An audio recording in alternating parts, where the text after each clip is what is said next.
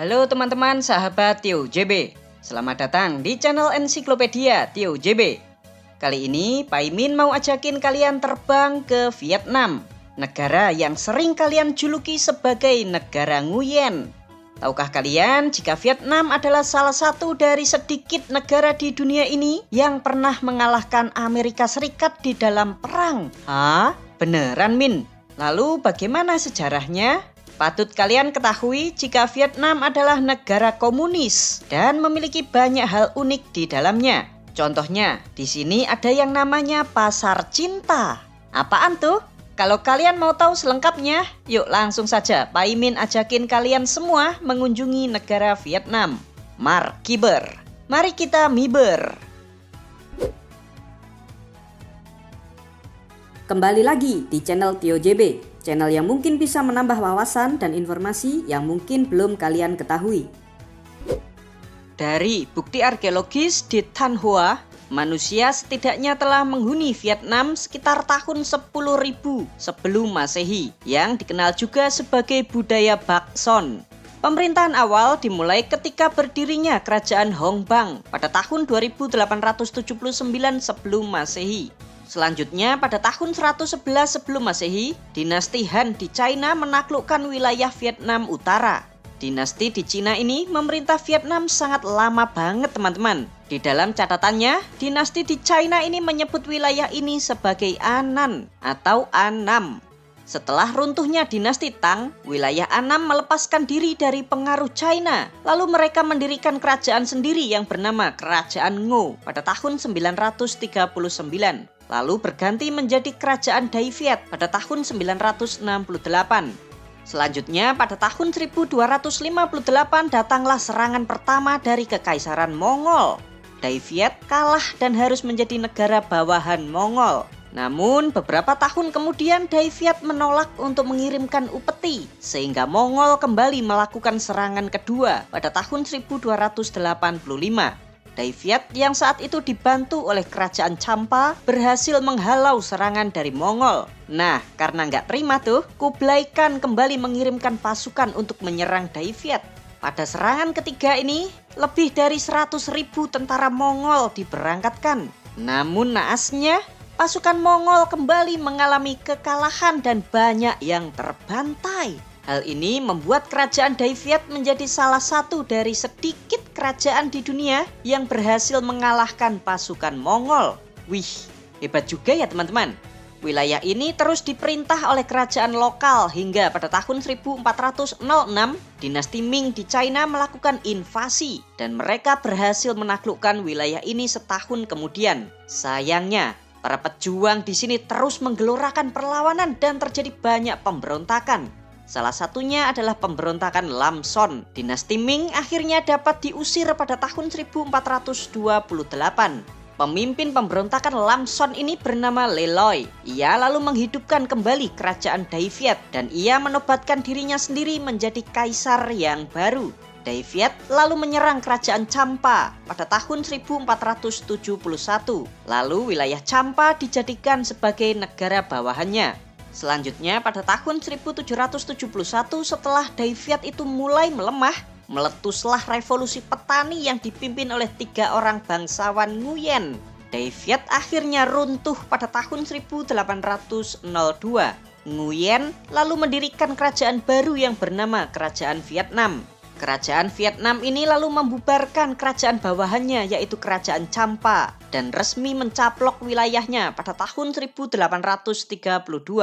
Nggak lama kemudian Prancis menyerang Vietnam dan berhasil menaklukkannya di tahun 1883. Kerajaan Vietnam lalu di bawah kendali protektorat Prancis hingga pada tanggal 9 Maret tahun 1945 setelah Jepang mengambil alih Vietnam dari Prancis. 2 hari kemudian yaitu pada tanggal 11 Maret 1945, Vietnam diberikan kemerdekaan oleh Jepang dengan nama Kekaisaran Vietnam. Namun, tak lama kemudian Jepang dibom atom dan menyerah kepada sekutu. Kelompok nasionalis komunis bernama Viet Minh di bawah komando Ho Chi Minh mendesak Kaisar Vietnam untuk turun tahta.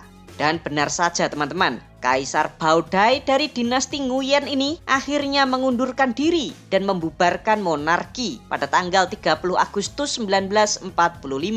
Ho Chi Minh lalu mendeklarasikan negara baru yang bernama Republik Demokratik Vietnam pada tanggal 2 September 1945.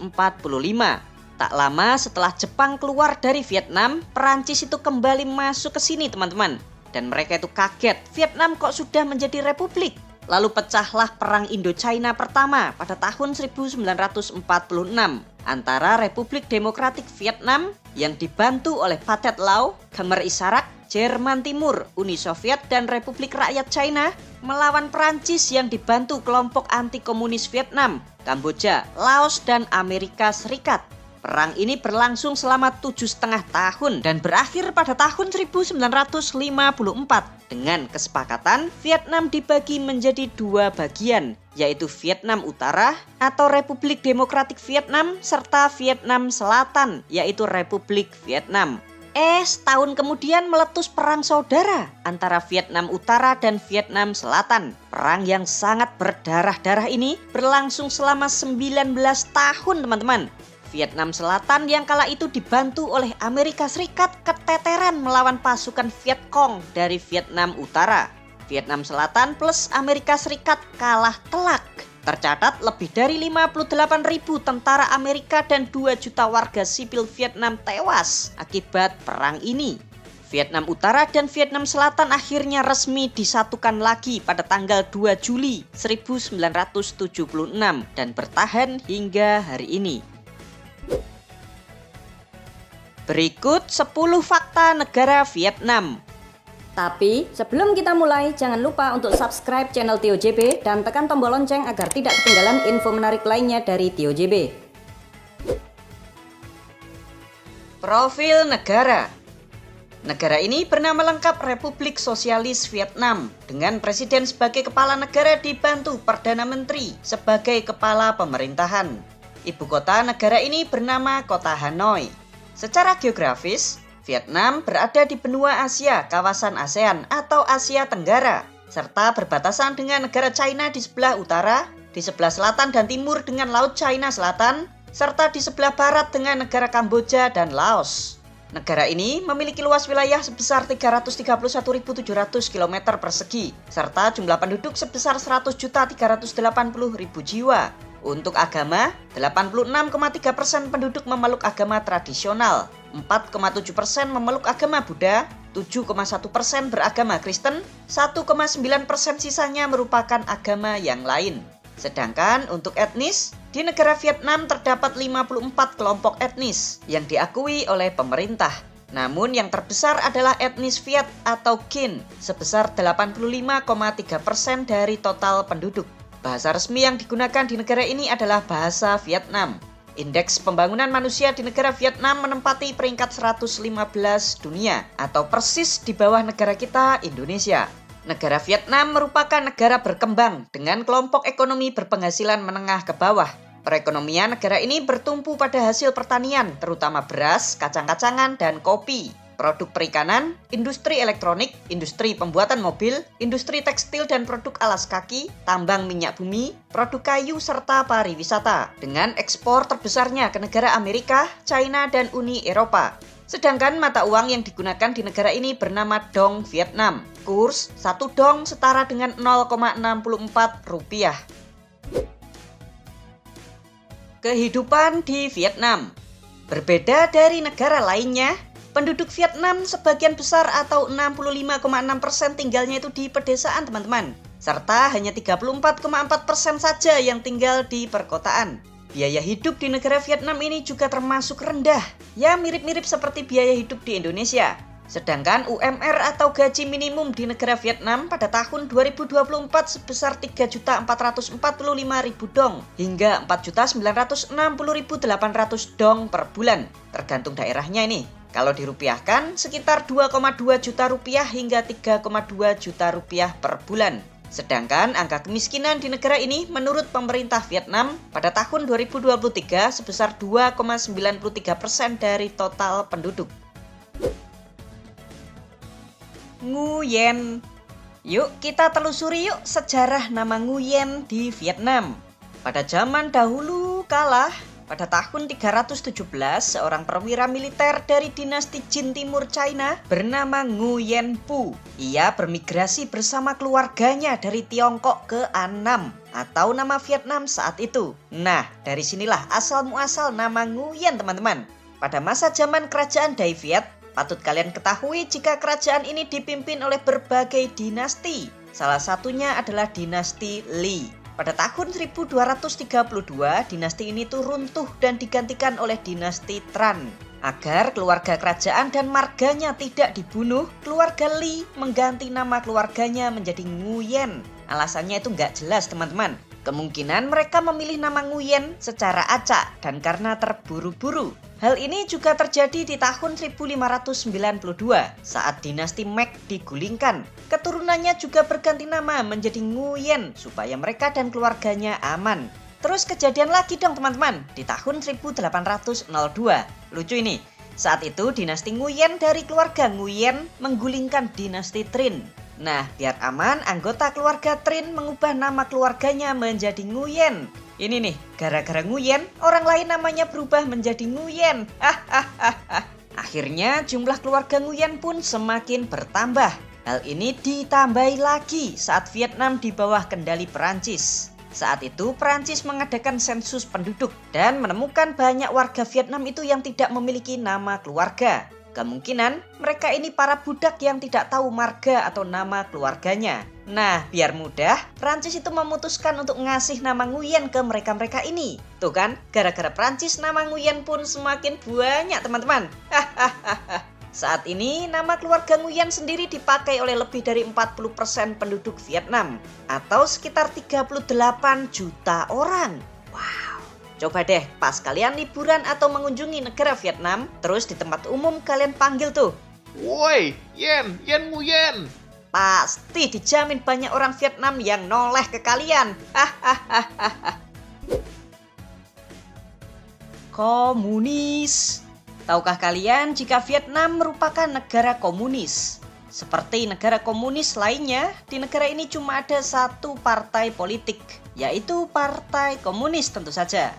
Nah, karena partainya itu cuma satu saja, maka politik di negara ini sangatlah damai teman-teman. Nggak ada gontok-gontokan atau ribut antar partai. Yang unik teman-teman, meskipun negara ini komunis, namun masih ada pemilu di negara Vietnam. Tujuannya untuk memilih 500 anggota Majelis Nasional atau kayak DPR-nya gitu teman-teman. Selain caleg dari Partai Komunis, caleg independen juga dipersilahkan untuk mengikuti pemilu ini.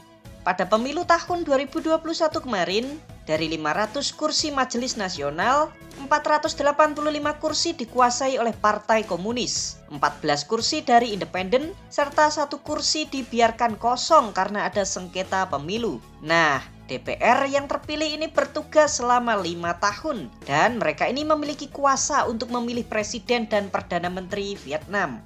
Sebagai negara komunis, Vietnam juga memiliki beberapa pembatasan. Yuk kita bahas. Yang pertama, pembatasan media. Di negara Vietnam, seluruh media dikuasai oleh negara, sehingga masyarakat hanya bisa melihat informasi sesuai keinginan negara. Saluran media asing kayak CNN atau BBC itu diperbolehkan menyiarkan melalui TV kabel. Namun siarannya itu mengalami penundaan atau delay selama 10 menit. Hal ini dilakukan untuk penyensoran jikalau kontennya dianggap sensitif oleh negara. Lalu yang kedua, dilarang untuk mengkritik kebijakan negara. Termasuk demonstrasi juga dilarang teman-teman. Bahkan sekedar mengkritik pemerintah di sosial media juga dilarang. Kalian bisa dihukum puluhan tahun penjara tuh kalau mengkritik pemerintah Vietnam. Enakan di Indonesia kan? Mau hina-hina atau hoax menyerang presiden juga nggak diapa-apain. Harusnya aturan tegas kayak gini diterapin biar kapok tuh yang suka nyinyir. Kendaraan. Tahukah kalian jika suasana negara ini hampir mirip dengan negara kita Indonesia? Banyak warga yang lebih suka naik sepeda motor dibandingkan jalan kaki.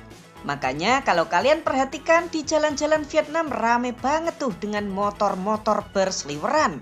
Tapi ini nih bedanya dengan negara kita Indonesia. Vietnam ternyata memiliki kendaraan lokal buatan dalam negeri. Nih, namanya VinFast. Kemarin saat kunjungan Pak Jokowi ke Vietnam, beliau sampai datang ke pabriknya. Tuh, gede banget pabriknya. Wow, bener-bener niat nih Vietnam.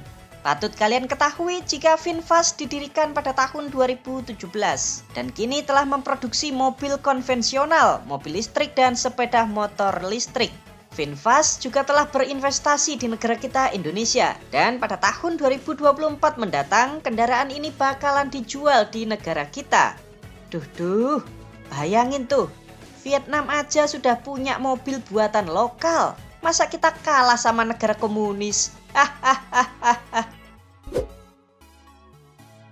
Pak Tani, kalian tahu ini? Kalau di negara kita, topi ini dipakai oleh Pak Tani di sawah, ya kan? Ternyata topi ini juga dipakai di banyak negara di Asia, teman-teman. Salah satunya ada di Vietnam. Topi ini malah dijadikan sebagai topi nasional negaranya. Kalau di Jawa namanya kan caping tuh. Kalau di Vietnam namanya adalah topi non la. Sedangkan baju nasional negara Vietnam bernama Áo Dai yang digunakan untuk kaum wanita. Tuh, kelihatan cantik banget kan? Tahukah kalian jika Vietnam merupakan negara agraris atau pertanian?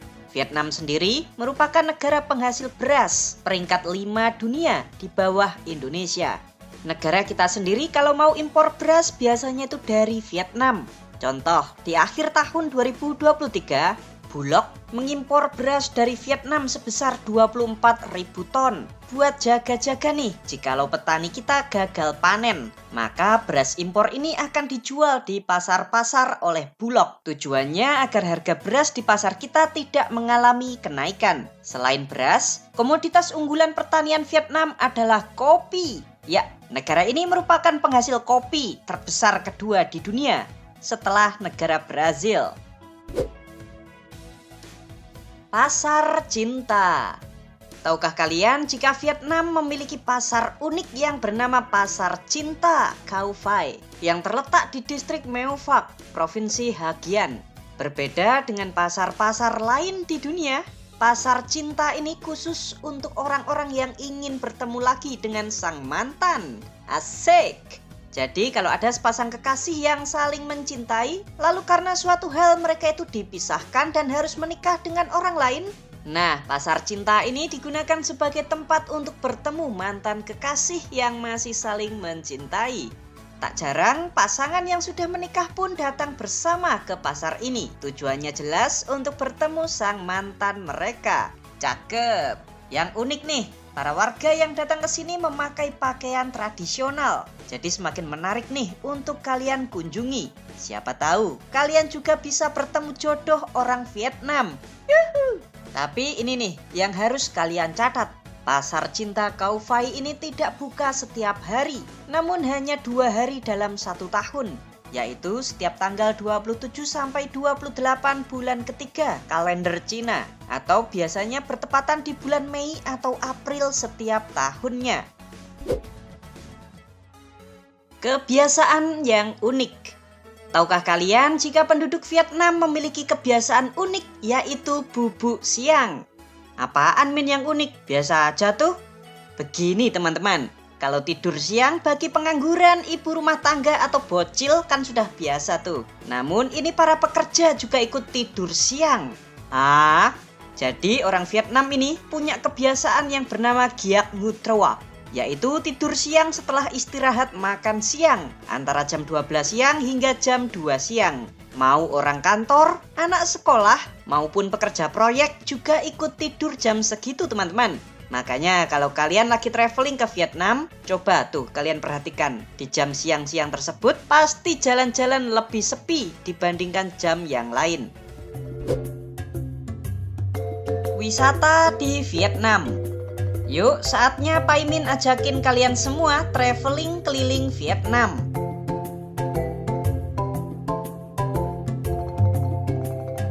Tempat pertama yang akan kita kunjungi adalah ini nih. Wisata andalannya. Pasti tahu kan? Namanya adalah Ha Long Bai atau Teluk Halong. Halong sendiri memiliki arti naga yang turun. Tuh, cakep bener teman-teman. Kalian tahu jumlah pulau di Halong Bay ini? Jumlahnya sekitar 1969 pulau.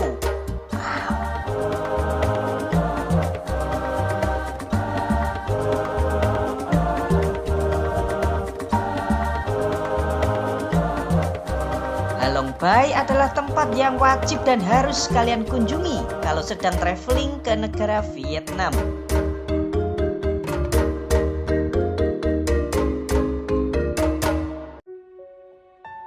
Sekarang kita akan menuju lokasi berikutnya.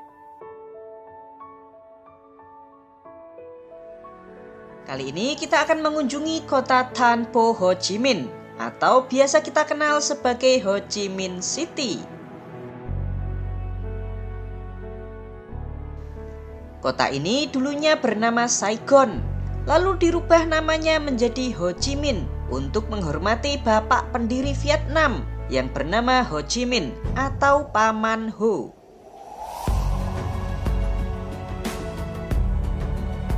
Kota ini dulunya digunakan sebagai ibu kota negara Vietnam sebelum akhirnya dipindahkan ke kota Hanoi pada tahun 1976.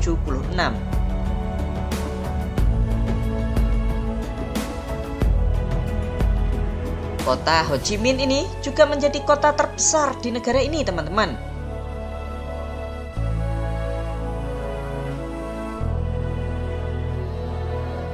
Kota Ho Chi Minh dibangun pertama kali pada tahun 1698 oleh seorang bangsawan yang bernama Nguyen Phuoc Thanh. Kota ini awalnya dibangun untuk menampung imigran dari dinasti Qing China.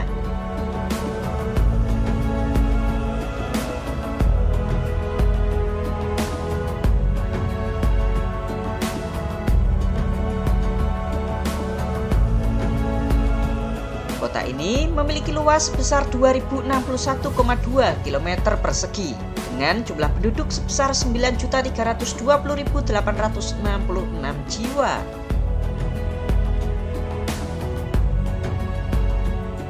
Nih, tempat pertama yang akan kita kunjungi.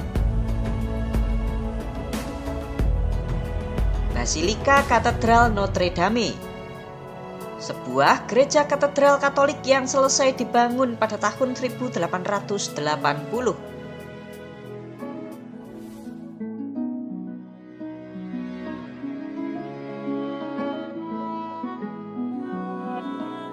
Next, kita akan mengunjungi Balai Kota Ho Chi Minh.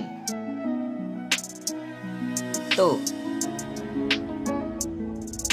keren banget kan?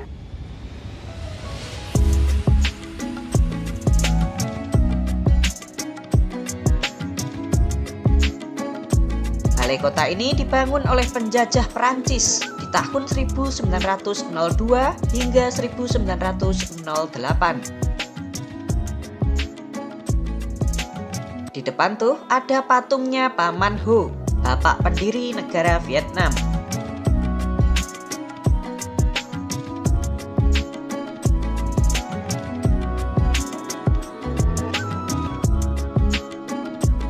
Di seberang gedung balai kota ini ada bangunan kuno juga tuh. Namanya Gedung Teater Kota Ho Chi Minh. Dari gaya arsitekturnya sudah ketebak kan? Teater ini selesai dibangun oleh Prancis di tahun 1900.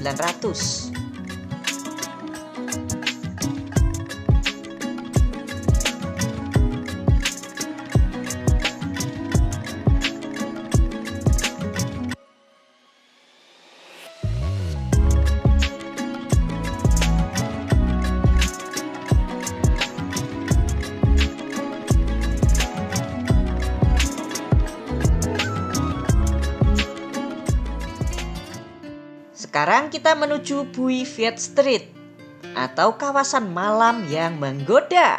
Asik. Di sini banyak kafe-kafe yang berjejeran.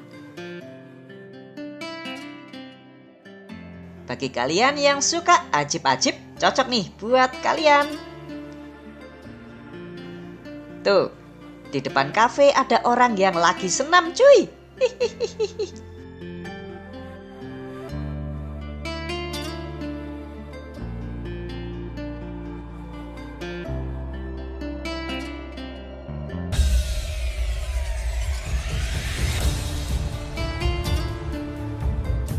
Kalian yang gak suka kemaksiatan, kalian bisa datang ke Nguyen Hue Walking Street. Nih, di sepanjang jalan sangat ruame banget teman-teman. Di sini juga ada musisi jalanan, serta ada banyak penjual makanan.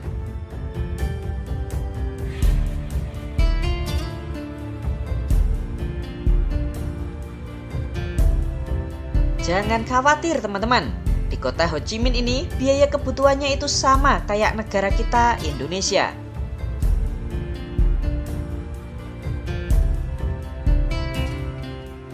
Gimana? Apakah kalian tertarik untuk liburan mengunjungi kota Ho Chi Minh?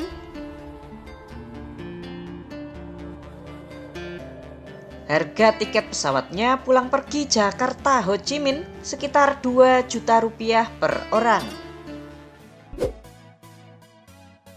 Hal unik di Vietnam. Tahukah kalian jika Vietnam memiliki minuman unik, yaitu anggur ular? Minuman anggur dimasukin ke dalam botol, lalu botolnya dikasih ular beracun atau hewan beracun lainnya. Hi, serem euy. Anggur ular ini ternyata telah diminum sebagai pengobatan tradisional ribuan tahun yang lalu. Pertama kali dicatat oleh dinasti Zhou Barat di tahun 771 sebelum Masehi. Olahraga sepak bola adalah olahraga yang paling populer di negara ini teman-teman. Bahkan peringkat FIFA Timnas Vietnam merupakan yang tertinggi di antara negara-negara Asia Tenggara lainnya. Tahukah kalian jika Vietnam memiliki salah satu goa alam terbesar di dunia? Goa ini bernama Son Doong yang terletak di Taman Nasional Phong Nha Ke Bang. Tuh, goanya gede banget kan? Goa ini memiliki tinggi maksimal 200 meter serta panjangnya 9 km. Wow. Demikianlah 10 fakta unik dan menarik tentang negara Vietnam. Sebenarnya masih banyak sekali hal unik dan menarik di negara ini. Namun karena keterbatasan waktu nanti kita sambung di part kedua. Konten ini 100% hasil dari pemikiran serta referensi yang Paimin kumpulkan sendiri. Terima kasih ya teman-teman, semoga dapat menambah wawasan dan informasi bagi kita semua. Bagaimana menurut kalian? Seperti biasa, jangan lupa untuk komentar di bawah dan ikuti terus video-video menarik lainnya dari TIOJB.